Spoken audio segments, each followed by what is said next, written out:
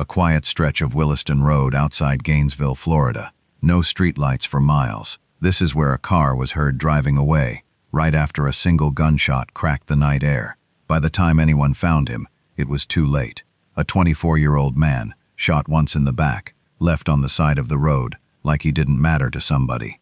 His name was Devonte Jenkins. He had gold grills in his mouth and tattoos down his arms, the kind of look that makes strangers cross the street. But the people who actually knew him tell a different story. A story about a father, a protector, a man who was, in his aunt's words, as thick as thieves, with the woman who delivered him into the world. Nobody has ever been arrested for his murder. No name has ever been said out loud in a courtroom. This is what we know, and what we still don't. Devonte Jenkins was born in Citra, Florida, a small, quiet town wedged between Ocala and Gainesville. The kind of place where everybody's business is everybody's business, in the best way. His birth alone tells you something about how close his family was. Devonte's mother, Jean, was only 15 years old when she had him, and it was her older sister, Tanisha Denmark, who delivered him. Not drove her to the hospital, not sat in the waiting room, delivered him. From day one, Tanisha wasn't just an aunt. She was, in her own words, his best friend. "I just remember him always with me," she said. "It didn't matter. He was always with me." She was the first person who ever raised a child in her life, and that child was Devonte. That's the quiet before, the part of this story that gets lost the moment a headline says, "Found dead on the side of the road." Family remembers him as mature beyond his years, curious, inquisitive, a kid who asked questions most children his age never thought to ask. A very peculiar child, Tanisha called him, not in a strange way, but in the way people use that word about a kid who seems like he's paying closer attention to the world than everyone around him. He had the hobbies of a normal Florida kid who grew into a normal Florida man. Dirt bikes, football, Sundays built around the Florida Gators. But there was one obsession that outlasted all the others: Michael Jordan. Devonte's favorite number was 23. He built a sneaker collection around Jordan brand releases, the kind of collection you only build if you actually care about it, piece by piece, box by box. By the time he was 24 years old, Devonte Jenkins was a father of 3. Tattoos on his skin, gold in his smile, and, according to everyone who was actually let inside his life, love in almost everything he did. If you just went by his outer aesthetic, Tanisha said, you wouldn't think that he was loving. He was sweet. That's the version of Devonte his family once remembered, not the version that made the news. On April 5, 2018, there was a knock at Tanisha Denmark's front door. It was the Alachua County Sheriff's Office. They were looking for her sister, Devonte's mother, Jean. "There was a knock at the door, and they were looking for my sister," Tanisha remembered. "I told them she wasn't here, because it was the police, and I didn't know if she had done anything, ha. A nervous laugh, the kind you make when your brain hasn't caught up to what's actually happening on your porch. Tanisha and Jean shared property, so Tanisha went to find her sister, and the two of them met the deputies outside together. What they were told next is the sentence no family should ever have to hear. Devonte had been found deceased the day before. I blacked out. I lost my mind, because Devonte was like my first child, Tanisha said. Here's what investigators had to work with. Devonte's body was found off Williston Road in Gainesville, shot once, in the back. Witnesses in the area reported hearing a gunshot, and reported a car leaving the scene shortly after.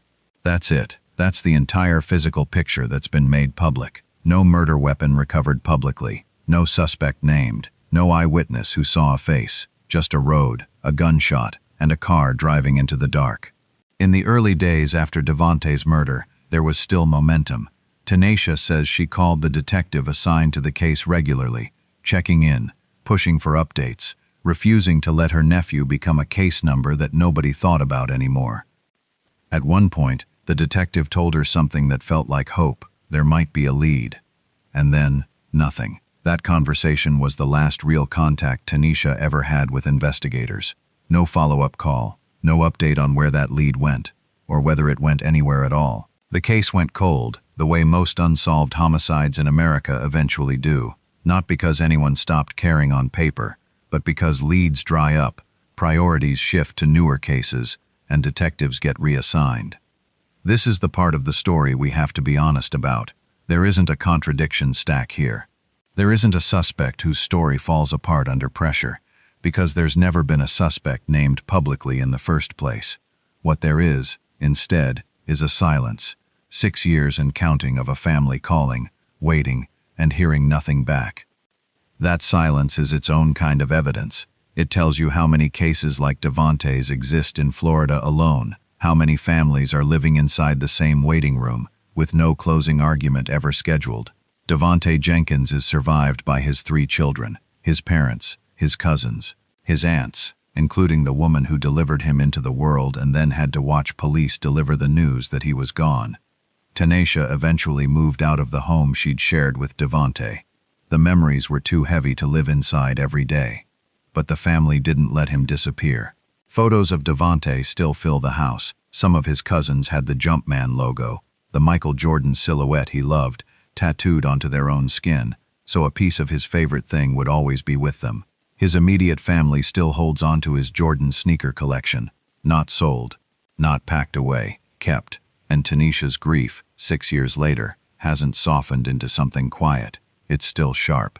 "I have no forgiveness for whoever did this," she said. "I hope they never have to experience the pain that we went through. But at the same time, I hope they do." 2 feelings that shouldn't be able to exist in the same sentence, and yet they do, because that's what an unsolved murder does to the people left behind. It doesn't let grief finish. It freezes it, mid-sentence, mid-question, mid-search, for an answer that never comes. There's no suspect psychology to unpack here, no staged crime scene, no cover story to pick apart. What this case reveals instead is something about how the public perceives victims. Devonte Jenkins had face tattoos and gold grills. In a lot of true crime coverage, in a lot of local news cycles, that description alone is enough for a case to get less attention, less urgency, fewer resources.